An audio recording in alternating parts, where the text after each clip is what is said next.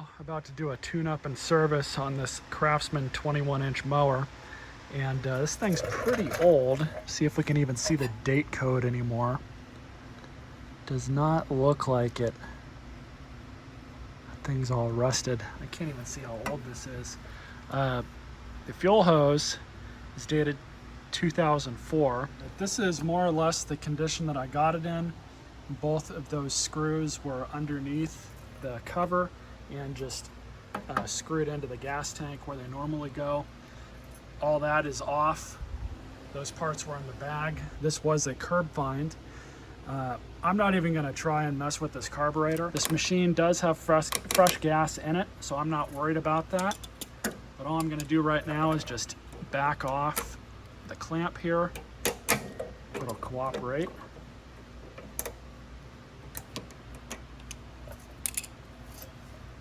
Use my trim panel pliers.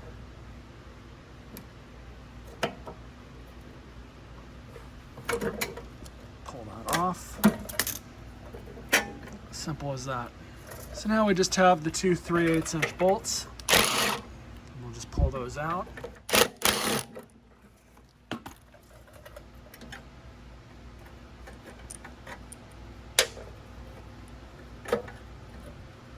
All right, so what I've got here is a replacement Amazon special carburetor. These things go for $8 to $12, depending on the ones you can luck out with finding. Typically, they come with a new O-ring, as well as a new air hat gasket. So, new O-ring. And just make sure that your throttle opens and closes correctly. This one's good. So all we're gonna do is just throw the linkage back in, up just like that.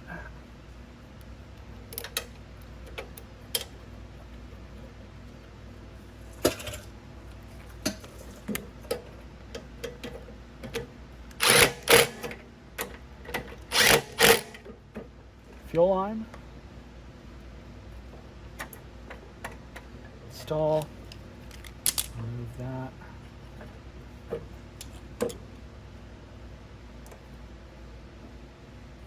There we go. So for the air hat, I'm just going to go ahead and replace this, meet you guys at the workbench. So for these, sometimes you got to kind of argue with them a little bit to get them out. Typically, as long as you hit right on the lip, can kind of pry them out a bit, slowly but surely.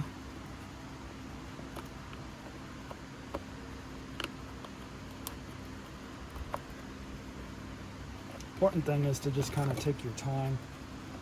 Don't rush, or else you're going to stab your other hand with your screwdriver or something, or finger. But that's really all you do. I'm going to take this over to my air compressor, blow out the inside, and then we'll go ahead and seat this one. So for these, I always use a big socket.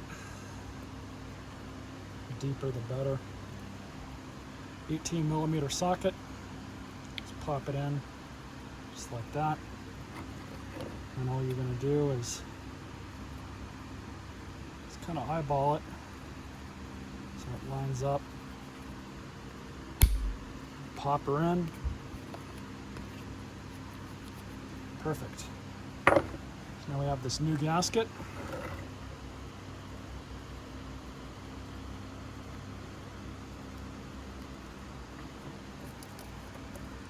Now we're ready for reinstallation. Here are the PCV hose, and that just kind of goes right there, because you have to get that right into it and lift it up. It's all lined up. I'm happy with that. And then on these Chinese carburetors, sometimes you have to kind of pre-thread them in a little bit, because sometimes they're not tapped in correctly from the factory. Just be wary of that.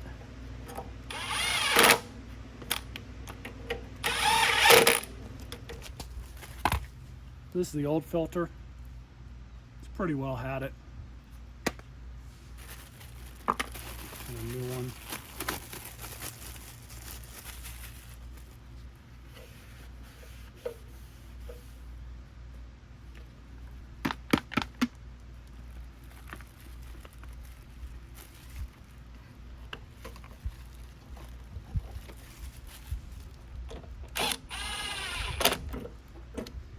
Perfect. I'll show you all what I mean about the oil.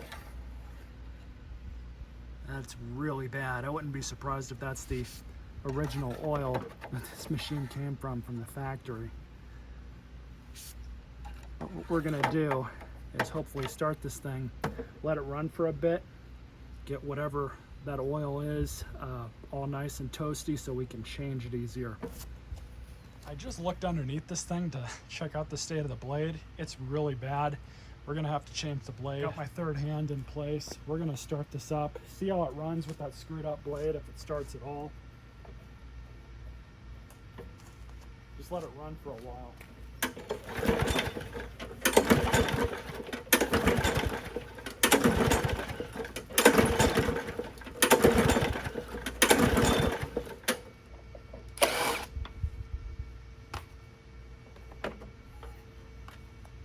See if that's gonna do anything.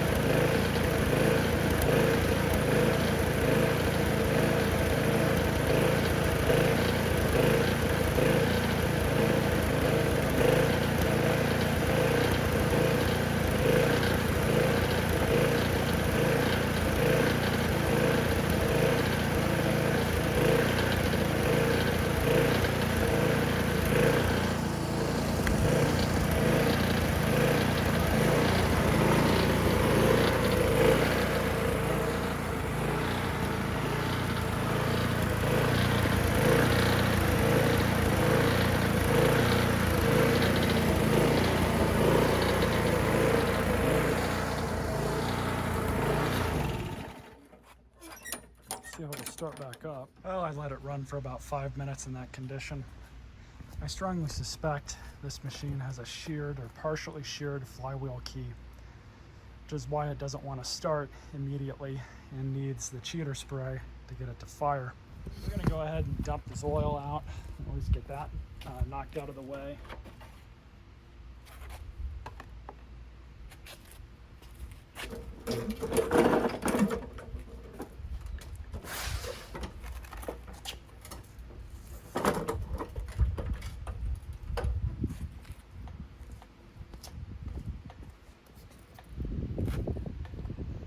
While that's draining, show you all this thing.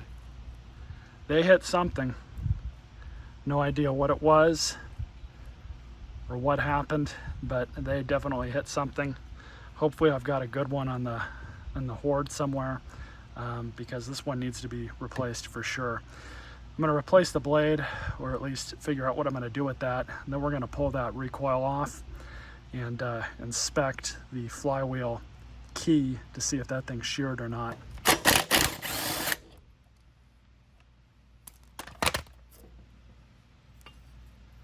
Yeah, unfortunately I don't have another blade, so I'm gonna have to order one.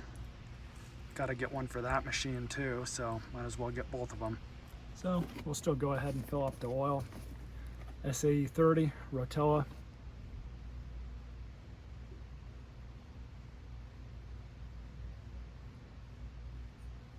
Should be enough. So I got the brand new blade now. This is the part number. Link in the description.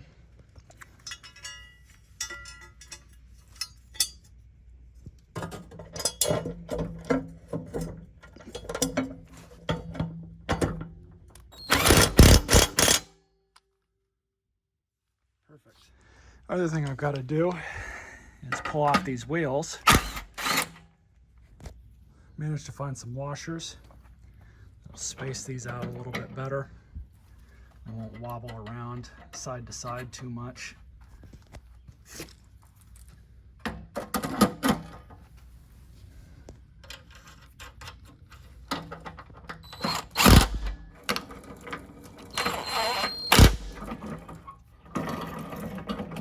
Much better now. Not perfect, but it'll do.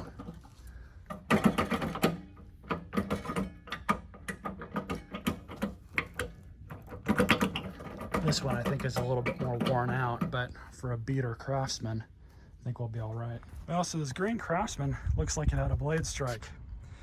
Got it all pieced back together. You guys saw the start video on it. Start clip, I should say. And I go to fire it up this morning because I'm getting it ready for sale, and it didn't want to start. So I'm thinking, I've come across this issue before in other machines years and years ago. It's been a while since I've come across this issue, but it's very possible the flywheel key sheared just a little bit, just enough to affect the timing. You're not going to have that spring back like you would if it completely sheared and did a 180 on itself, but just enough of a shear can affect your timing and how the machine runs. So look what I found. Sure enough, that thing is slightly sheared. So we'll have to replace it. I have a whole bunch of those in my parts bin. So we're gonna go ahead and pull this flywheel off. Disconnect the spark plug, of course. And if I remember right, I think right about here is the easiest way to get that thing off. So let me pull out the flywheel keys and go from there. So I've got my 3-jaw puller on. And all we're gonna do is just give this thing a quick tighten. And the idea here is you don't want to over tighten it. Ask me how I know that. But just enough to put some good amount of tension on it. And all it is just a 17 mil on top of that jaw. And then you find a good place to whack it. Pun possibly intended. Best place is usually on one of the magnets, so we'll do it from back here.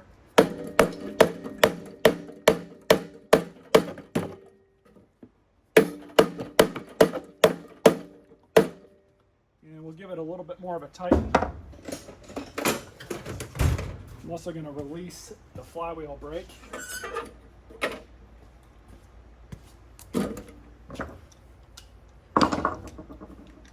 That'll help us kind of hold it in place. That's what I didn't want to happen, because I've done this in the past where I've put just a hair too much tension on it, and it'll actually snap the flywheel and you'll have to replace the flywheel. But thankfully, because I whacked it enough with the hammer, that seemed to alleviate that, and I think this flywheel is going to be okay. We'll have a good look at it.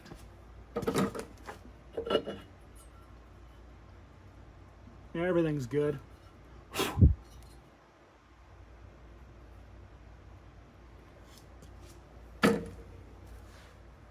Sure enough, that thing's broken.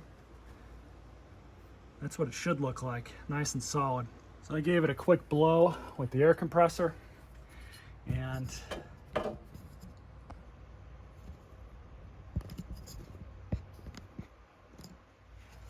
so all you got to do is just basically stick it on the same way it came off. You'll see it just like that. Then you take your flywheel key. Usually you can get them in from the top. And your flywheel cup, as well as the nut.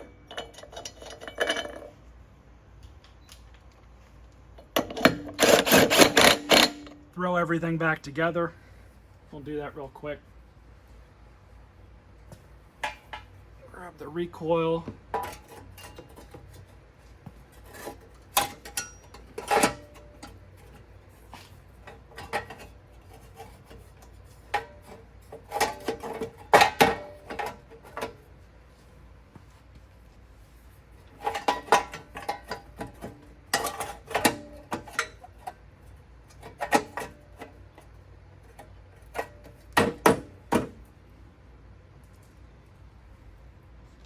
And then we just put it all back together.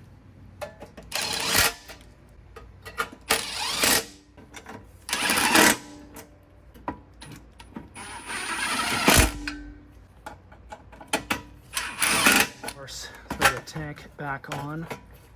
Now, before I put everything else back on, we're gonna drag this thing outside and see if it starts.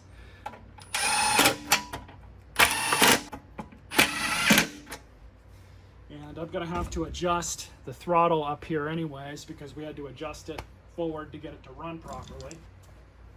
Or at least what I thought was properly.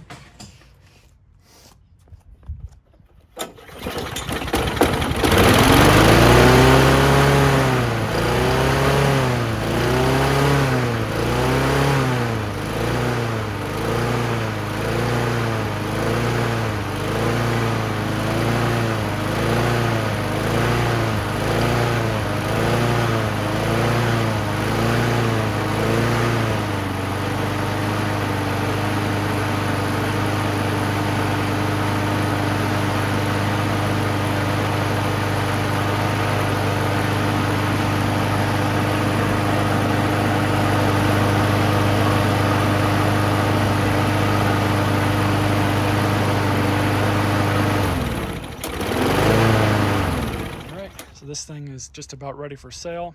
New bag, replace carburetor, new air filter, new primer bulb, new blade, and replace that flywheel key. Thing runs really good now. This one likes to be primed 5 times for some reason. Some of these Quantums can be temperamental like that. Could also have to do with the replacement carburetor.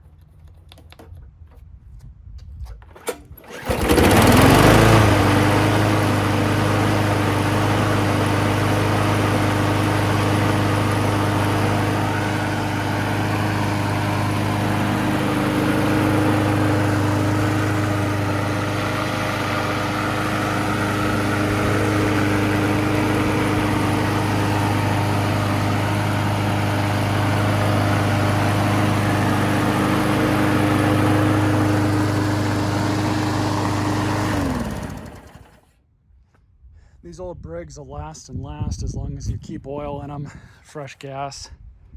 They'll stand up to some amount of abuse, but like anything else, that's not forever. But this thing will last somebody a very long time from this point forward, as long as they take care of it. Stay tuned for more videos.